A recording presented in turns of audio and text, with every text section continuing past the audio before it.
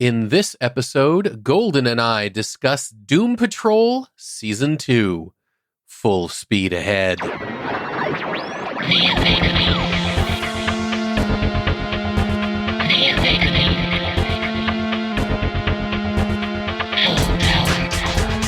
Welcome to the Omega Beam number 98. I'm your host, Oren Merton. So last year, one of the very best new series that unfortunately not nearly enough people saw was Doom Patrol. Now, it aired in the US on the DC Universe streaming service, which never really got any traction as a video service here. But I do think in the rest of the world, it aired on Netflix. So maybe internationally, it did get some. It wasn't a superhero series, even though it's based on a DC Comics superhero series of books.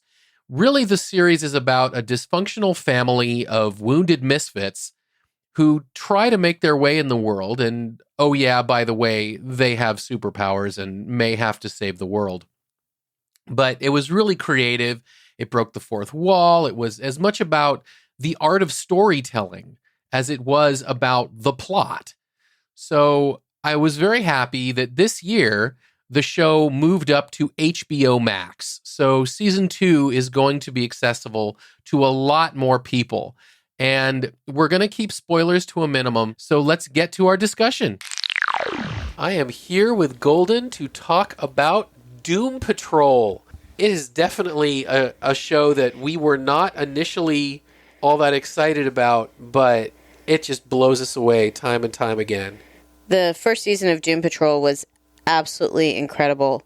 It was probably one of my favorite shows on TV that year. Yeah, I think we've mentioned in a fair number of things. I know we did in our special edition that we absolutely adored Doom Patrol. And now that second season is done, well, it's done in the sense that no more are part of season 2, though they didn't get to quite finish their 10th episode because of the shutdowns, but it is absolutely worth watching. Yeah, there were 15 episodes in the first season, and I think after we watched like 2 episodes, I was just like, okay, let's keep going. Yeah. Let's keep going. And it was really just such a fun ride. And an unexpected one. Yeah, an unexpected ride, and the storytelling was just really excellent.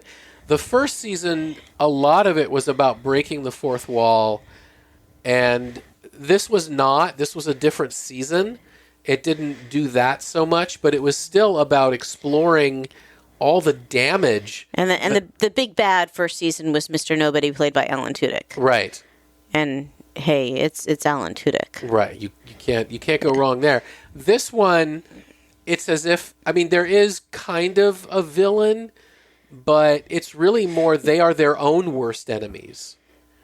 And the way it plays out, I think, is excellent. And this was much the same in that we'd sit down and say, okay, we're going to watch an episode. Well, and 3 episodes later... It's been out for a while. It has been, yeah. And I think I was resistant to watching it initially when the first episode started coming out because I knew I was going to want to binge it. Sure.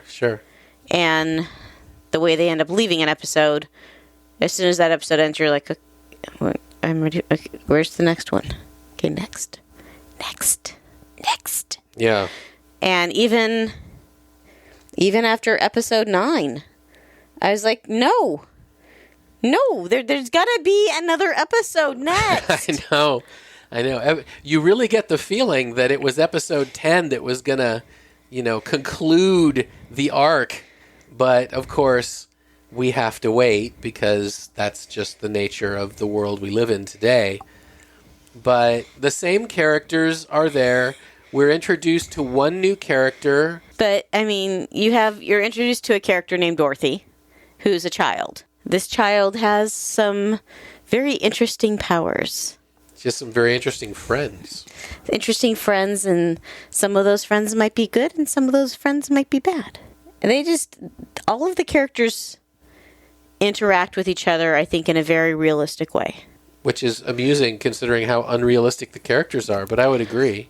I mean, there were times that I'm like looking at you thinking, because no one's going to notice this in the real world. No one's going to think this is strange. But again, this is in a time when, is it Justice League? Right. I mean, it takes place in the DC universe with other DC heroes running around. I mean, there's even a reference in one episode. Some character makes a reference to, oh, the Junior Justice League is here or whatever. So clearly they're aware of other heroes, and in a world where costumed people run around, you would expect that they wouldn't be as surprised by the freak show that is the Doom Patrol showing up at their door. But I do like how you said that this season it is really about personal demons. Very much so. I think with all of the characters. And you have a great cast. The cast is just wonderful. It's hard to sell characters that are this far out, but they definitely do a good job of doing it. And many have to act without being seen. You know, Negative Man is behind bandages. You know, Cliff is a robot. And it's kind of fun to just hear Brendan Fraser just going off. Right.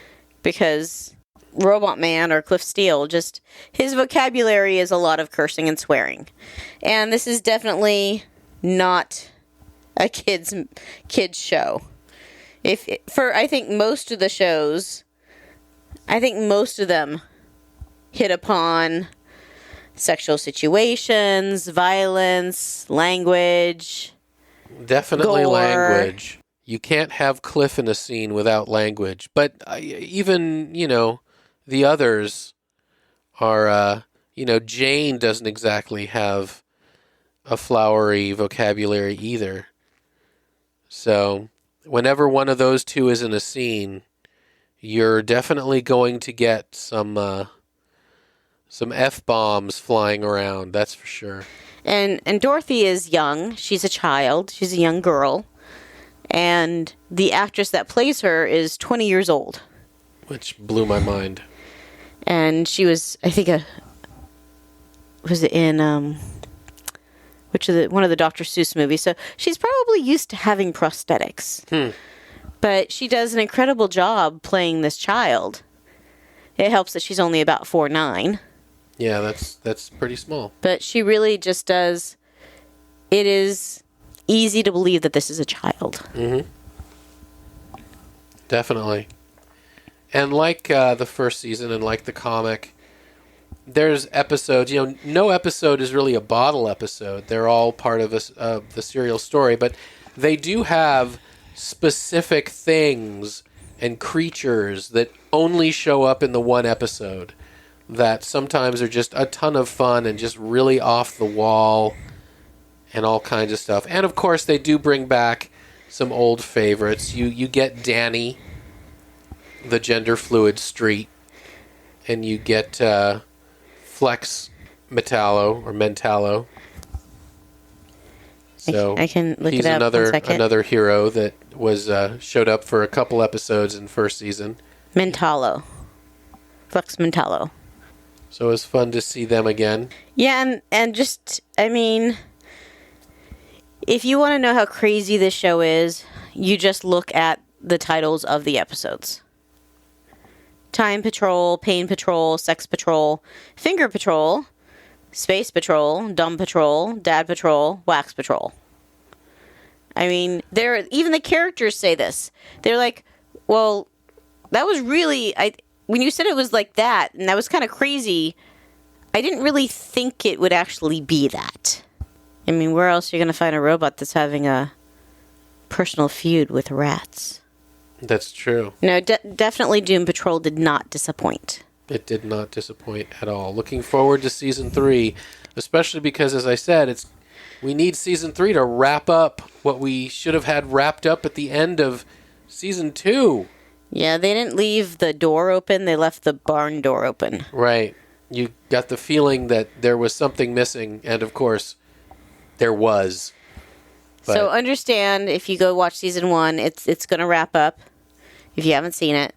If you go watch Season 2, it is going to leave you hanging. Right. It still kind of closes things, but it does leave them wide open.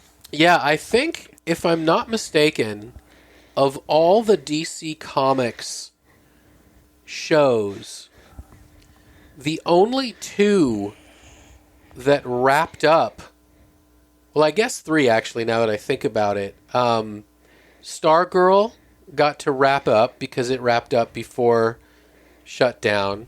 Titans got to wrap up because it wrapped up, it finished filming before shutdown. And Legends of Tomorrow got to wrap up because it finished before shutdown. All the others missed episodes. And it's a bummer because some of those situations you really want to know what happened, and definitely that's the case in Doom Patrol. Although I have to say, I think this season was crazier than the last. Season was definitely crazier than the last. They turned the volume up without a doubt. And I guess, yeah, it was only supposed to have 10 episodes, like you said. I don't know how they'd wrap it up in just one more episode, but... I'm guessing at this point we probably won't know, because I'm guessing they'll integrate whatever they were going to do in 10 into the first episode of Season 3, and then continue on with wherever they're going in Season 3. But we will see. We'll find out. I am glad that it is continuing on HBO Max. It was originally a DC Universe show, and now that DC Universe isn't doing video anymore, I'm glad that Doom Patrol has moved over. So it will be great to see what the future holds for it. It can't come soon enough. It can't. Thank you, Golden. You're welcome.